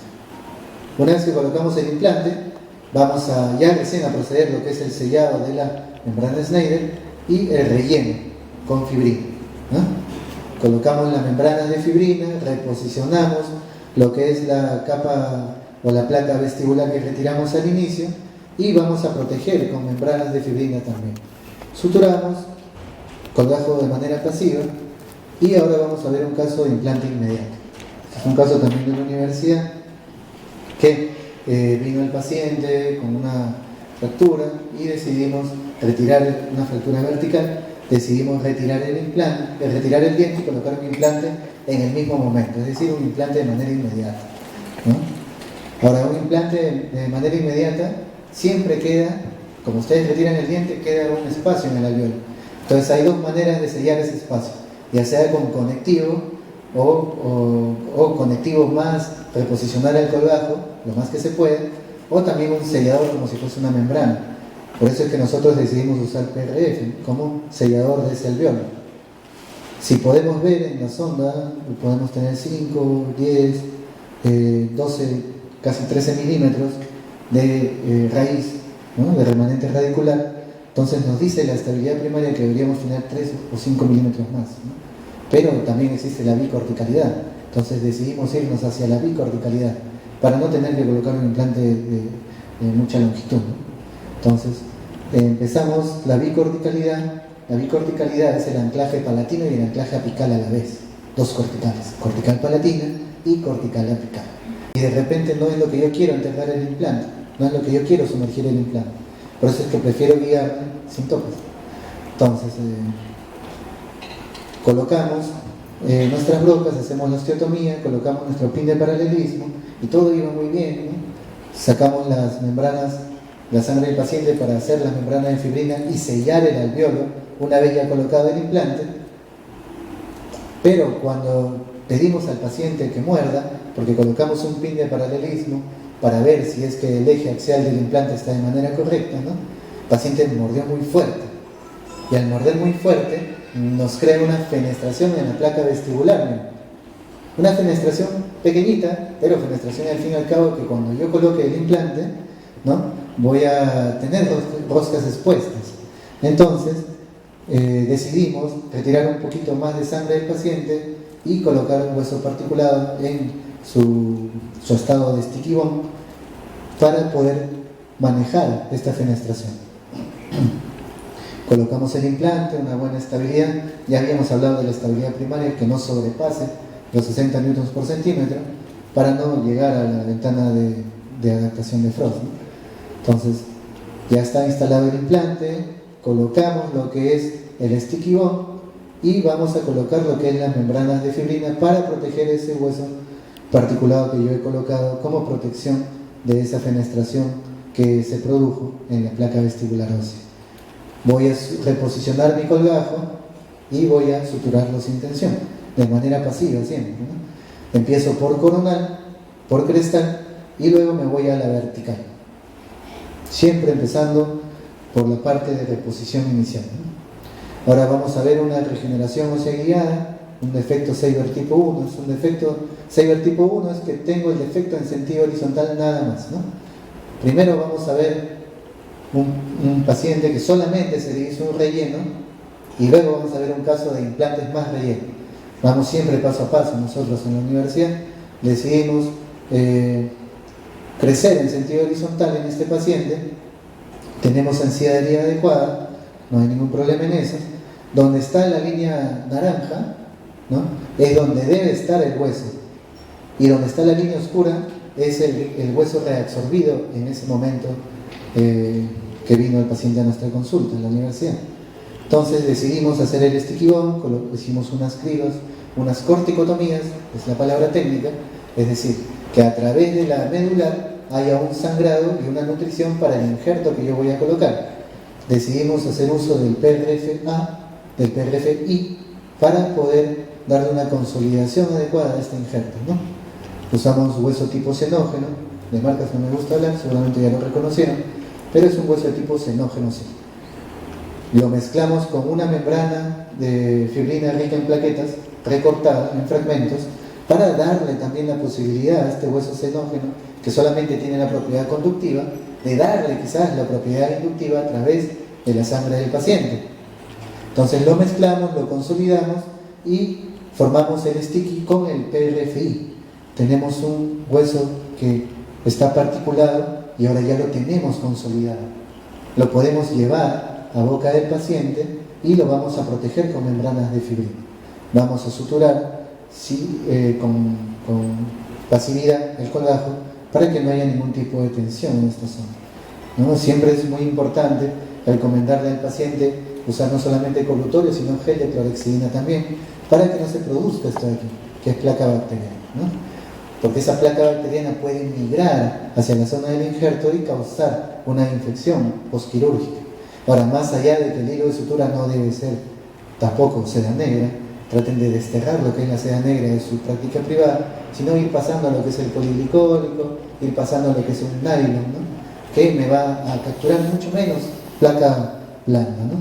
Y por ende mucho menos posibilidad de infección postoperatoria. Ahora, como nos fue muy bien, dijimos, ¿y qué pasa si colocamos el implante y reconstruimos a la vez en sentido horizontal? ¿No? Vamos a ver, ¿no? A la vez fue un implante inmediato de una premolar, pero queríamos colocar implantes también en las zonas molares. Retiramos el implante, retiramos el diente, perdón, y hicimos las corticotomías, instalación de los implantes, preparaciones de los lechos. Como ya sabíamos que teníamos que usar sticky bone, ¿no? Usamos hueso particulado con membranas de fibrinas recortadas, y estas membranas de fibrina me van a proteger este injerto que yo voy a colocar, protegiendo a los implantes. Colocamos los implantes guiados por una guía quirúrgica siempre, ¿no? Siempre tienen que hacer uso de una guía quirúrgica, y hemos hecho las cribas o las corticotomías para que a través de la medular el sangrado vaya a nutrir este injerto que yo voy a colocar.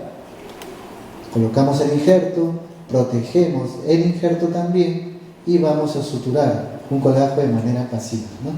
Entonces a los meses vamos a ya activarlo, ¿no? A los 3 meses vamos a activar lo que es nuestros implantes, y la activación consiste en colocarle un cicatrizante a estos implantes.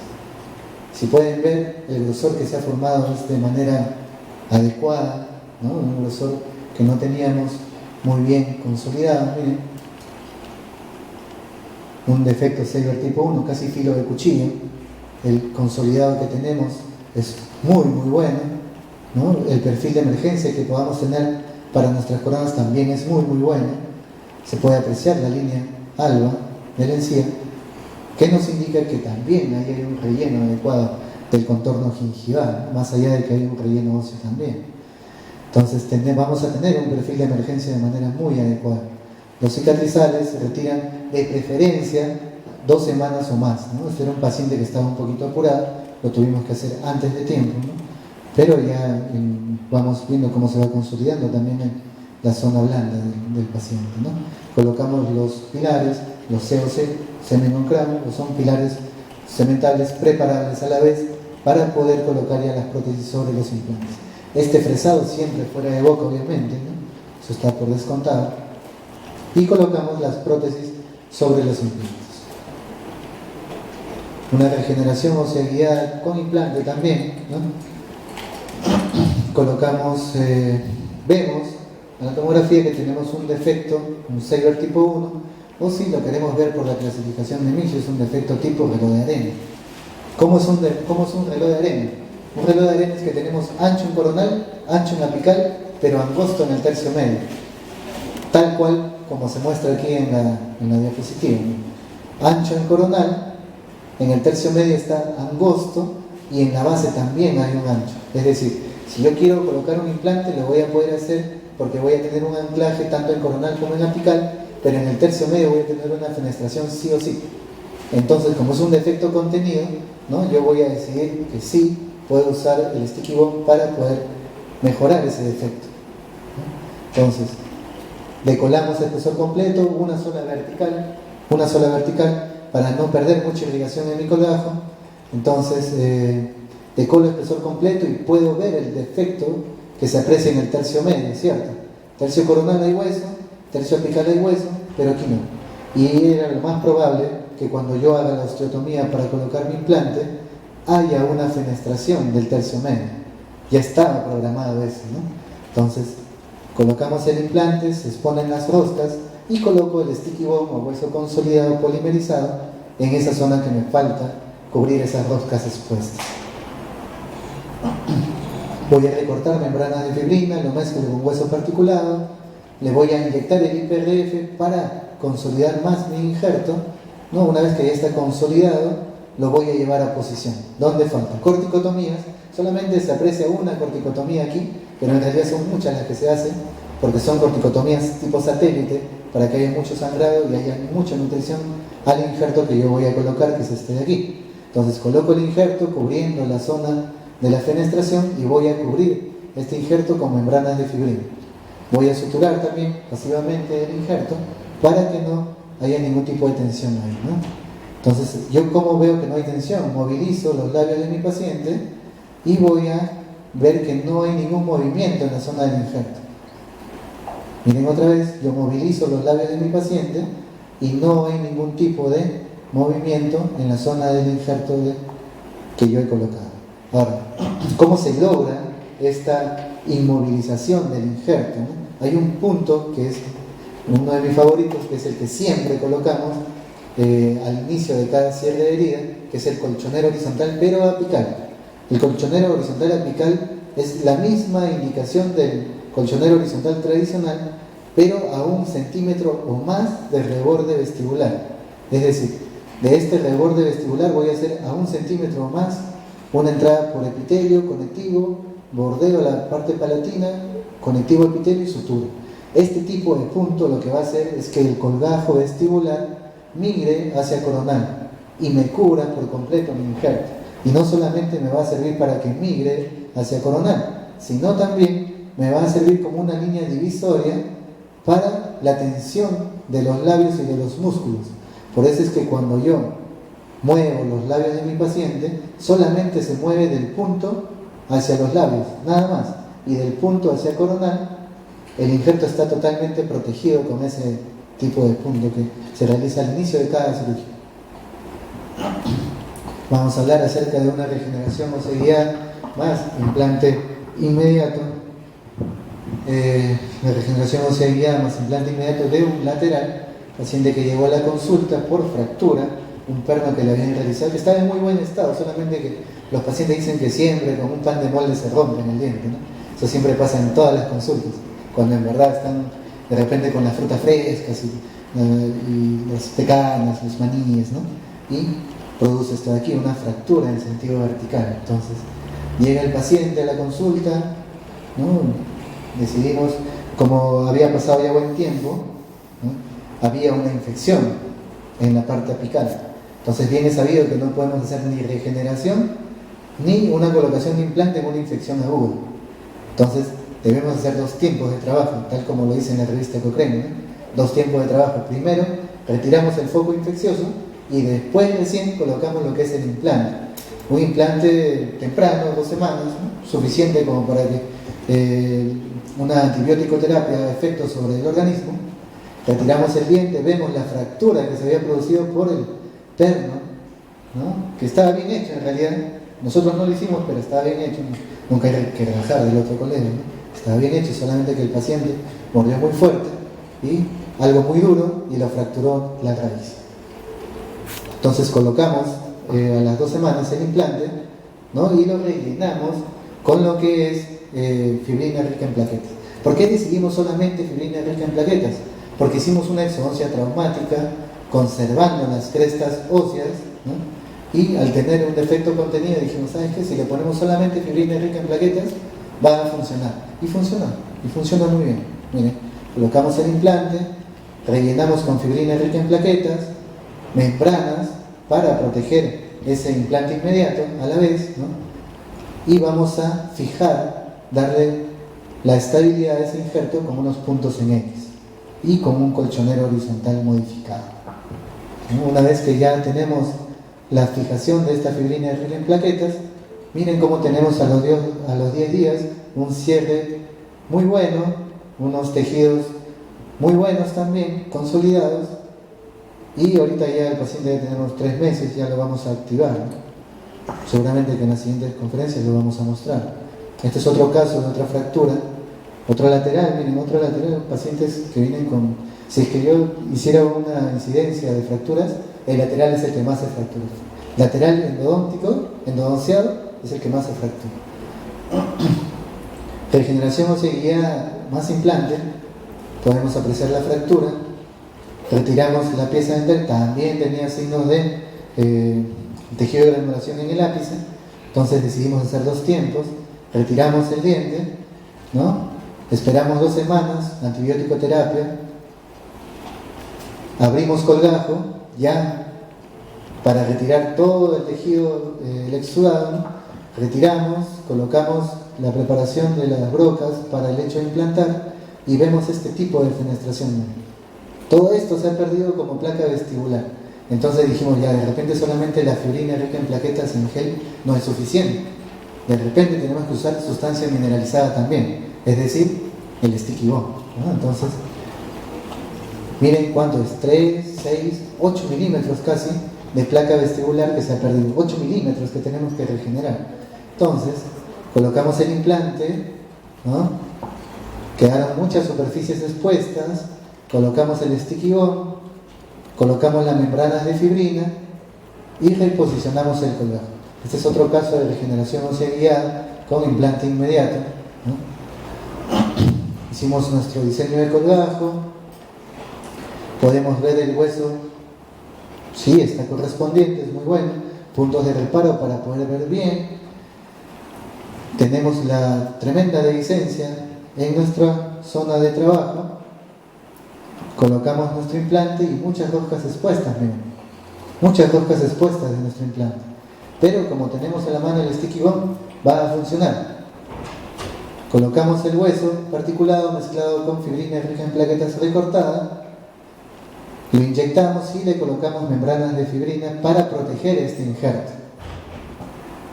Suturamos sin tensión y sin presión, aproximamos los tejidos nada más y todo perfecto. Ahora un caso de levantamiento del seno interno tipo Summers, habíamos visto un tipo Tatum hace unas diapositivas atrás, vamos a ver un tipo Summers ahora con osteótomos. Abrimos el colgajo, espesor completo, colocamos pin de paralelismo para ver que la dirección del implante sea correspondiente con el antagonista también, ¿no? Entonces colocamos, preparamos el posterior también, que es al que le vamos a realizar el levantamiento del seno maxilar de manera interna. Preparamos los dos lechos quirúrgicos para la colocación de nuestro implante y vamos a colocar membranas de fibrina rica en plaquetas dentro del seno maxilar.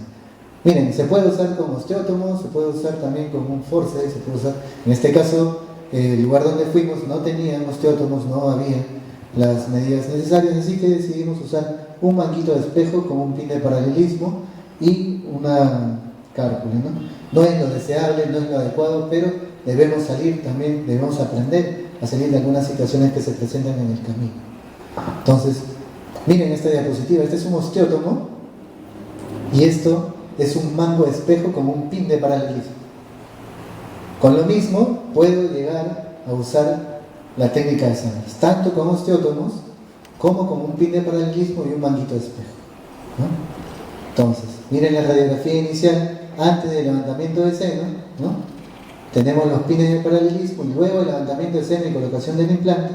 Miren cómo el seno maxilar se ha elevado. ¿Ven? Siempre y cuando respetemos los aspectos biológicos, vamos a tener resultados adecuados. Cierre hermético de la herida, una preservación del reborde alveolar, un paciente, también un lateral, miren, ¿no? Paciente que venía con un exudado purulento, un lateral, y vamos a ir terminando también, y vamos a retirar este diente. Lo importante aquí es la preservación del reborde que hicimos fue enorme. Miren, no hay placa palatina, no hay placa vestibular. A la tomografía computarizada, las recomendaciones que nos brinda el doctor Denis Tarnao en este caso es preservar el reborde, ¿no? Entonces vamos a retirar el diente, vamos a hacer la incisión, una sola vertical, retiramos el tejido de granulación. Me gusta siempre retirar hueso del propio paciente. Una cirugía en espacio retromolar con el bone collector, retiramos hueso del paciente, sangre del paciente, formamos el sticky bone. Una vez que formamos el sticky bone, vamos a llevarlo a la zona donde lo necesitamos y vamos a preservar ese reborde de manera adecuada. Membranas de fibrina, reposicionamos el colgajo, colchonero horizontal apical, las fotografías que nos manda el doctor, reborde bien consolidado, muy bueno, y le hacemos el corte tomográfico a los 3 meses y miren lo que obtenemos, ¿no? Todo este crecimiento de hueso. ¿Se acuerdan cómo estaba? Miren. Y miren todo lo que hemos ganado. es bastante, solamente con sticky bond y membrana de fibrina rica en plaquetas. Ahora, ¿cuánto de hueso tenemos? Tenemos para colocar un implante 21.4 de longitud y mucho de, y 6.4, 7.7 y 10.2 en sentido horizontal, es bastante. Entonces, decidimos hacer un corte preservando papilas, ¿no? Vimos que la vertical, el paciente no tenía línea de cicatrización queloide, dijimos, ya sabes qué, entonces hacemos papilas, ¿no? Conservando las papilas. Colgajo de espesor completo y miren todo el hueso que tenemos formado. Y más aún, con un protocolo adecuado de trabajo, podemos retirar hueso del propio paciente en lugar de la osteotomía por si nos faltase, ¿no? Entonces, colocamos el pin, eje axial con el central muy bueno, me guío el central porque el canino tiene otro eje axial, obviamente. Cambio el lateral con el central, son muy parecidos. Me guío con el lateral. Ahí va a quedar la plataforma de mi implante, son 3-4 milímetros, que según Tarnov puedo crear papilas muy bien. El hueso recolectado en la superficie vestibular del implante para tener inclusive mejor perfil de emergencia, ¿no? Con todo el mismo paciente, ¿eh? Veo la parte de posición 3D del implante, la parte contralateral muy bien, por cíngulo, suturamos, todo va muy bien. Ya estamos en toma de modelos del paciente, ¿no? Tejido blando bien conformado, todo va muy bien. Provisional, bueno, lo mejor que se puede hacer, está muy bien. Y creo que este es el último ya para terminar, una regeneración ósea guiada horizontal con tornillos de osteosíntesis, ¿no? Paciente de 14 años de edad, perdió el diente por un golpe, no se le puede colocar implantes todavía porque no ha completado su pico de crecimiento, pero sí podemos mejorar ese espesor óseo. Entonces, decidimos hacer un corte de espesor completo, incisión, sulculares, crestales, levantamos colgajo y miren todo el defecto óseo que tiene el paciente. Si esto, ustedes pueden decir, está bien, que complete su pico de crecimiento y recién hacemos la regeneración ósea. Si esperamos, de repente no tenemos placa ya. Por eso es que es muy importante reconstituir esa placa. Entonces, como no teníamos de dónde cogernos, ¿no? Sacamos sangre. Me gusta sacar hueso al propio paciente. Mientras más tecnificados estén, más rápido lo van a hacer, menos dolor postoperatorio para el paciente. Retiramos con bone collector, hueso del propio paciente. Miren todo lo que se puede retirar del paciente para poder llevarlo donde falta. Colocamos unas guías para los tornillos de osteosíntesis. Ponemos tornillos de osteosíntesis. Les había mencionado que estamos haciendo estudios acerca de eliminar los bloques, eliminar el uso de bloques por esto. Y nos está yendo muy bien. Bien. Colocamos los tornillos de osteosíntesis, colocamos el sticky bond, protegemos ese injerto y reposicionamos lo que es el colgajo. Una vez que hemos reposicionado el colgajo, este paciente tenía un fondo de surco muy pequeño. Entonces decidimos hacer cortes en mucosa para poder tener una tensión cero en este sector. Cero tensión en este sector con cortes en mucosa. Es el doctor Joseph Chocrou de Francia. De repente viene este año también, no sabemos, vamos a ver su itinerario. Y bueno, cualquier consulta o pregunta que tengan aquí, si quieren ver algún caso también y usar lo que es PRF calibrado, pueden escribirme a este correo electrónico roquemo1910@gmail.com. También me pueden encontrar en el Colegio Odontológico de Surco los jueves de 2 a 6. Es más, allá tenemos un curso acerca de aplicaciones clínicas del PRF. Si ustedes están interesados en seguir este curso con el señor Rodolfo Camargo, pueden inscribirse, ¿no?